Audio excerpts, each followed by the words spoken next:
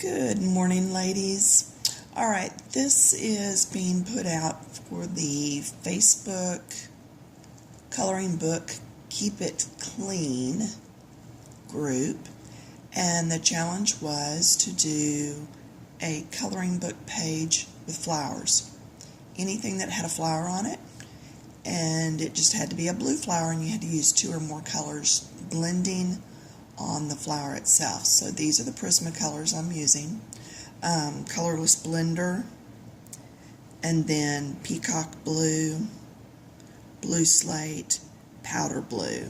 That powder blue is going to barely show up, but it's just a good color to help me blend it all, so I'm not using the colorless blender on all of them.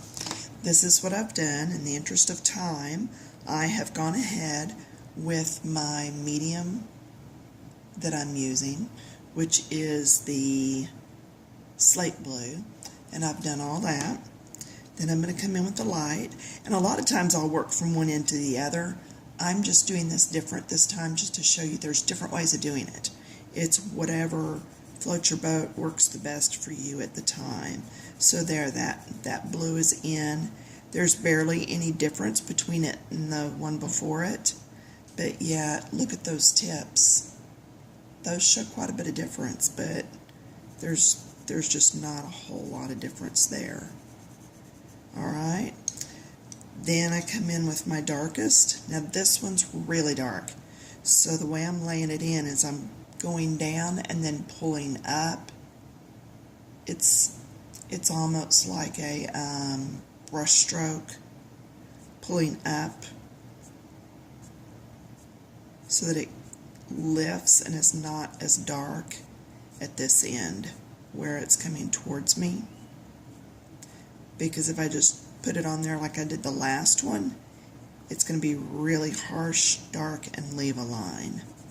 So let me get this one, and then down here in that cup area, that's where I'm going to go dark.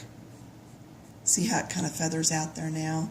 Then I'm going to come in with my blender and start on the light end. I generally start light and move to dark. So I'm going to move down here, and you can see how it's pulling that up some towards the other blues. So you want to keep it small because it has a tendency to grow and just pull a long ways. Alright, so that one's done, right? Well, I want to show you something I've been doing, and I didn't do it on any of these 3. There is a color, well, several of these in your packages when you get them. This is PC 1067, and it's 90% cool gray. What that means is it's not a total gray. Cool meaning it's got more of the blues in it than the reds and greens.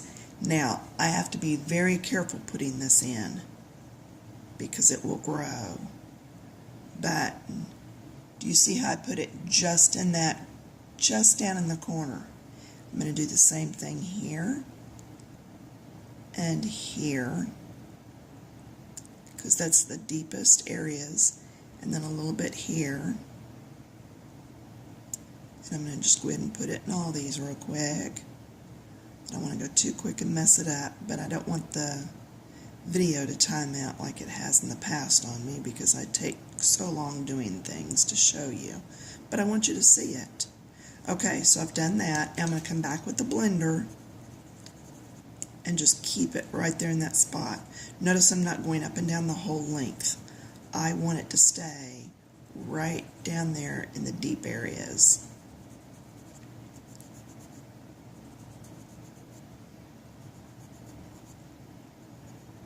Silence is golden. I'm seldom quiet, but it's early for me this morning, so I'm not used to being up.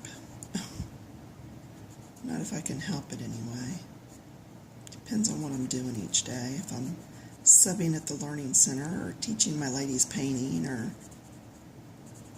headed to the center to do a little bit of workout in the aerobics. Alright, so now you can see those little pocket areas look even deeper. And if you look at your piece through the camera, or in a bathroom mirror, you're going to see all your mistakes and where you need work.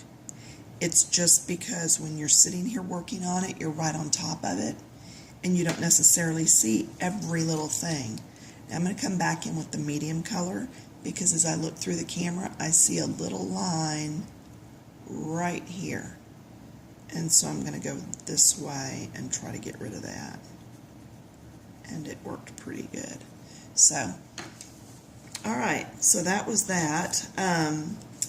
Back to my color swatches that I made. See, when I came in here and I found my blues, there is my peacock blue, and that was my darkest that I was using. There was no darker behind it. So that's why I opted to go ahead and go find my grays. And see, that's a cool gray. That's a French gray. And then these are the warm grays. Hopefully you can tell a little bit of difference in those if I move my fingers. Alright, so you just have to pick the one that'll work for what you're doing. Normally for shading I would use a purple, and I've told y'all that before, but I really didn't want to try to put a purple on a blue, especially with the peacock blue. I was afraid I would lose that color that I had put in there. But there it is. That's all I've got. I got to go work on this challenge. I got to use the color wheel and look and see what I'm going to do for a background. I will color wheel something that's got the blue and green in it, and then see what color comes out there across from it, and go from there. Alright, have fun with the challenge, and we will post those this Friday, which is the last Friday in May. Alright, have fun. Bye.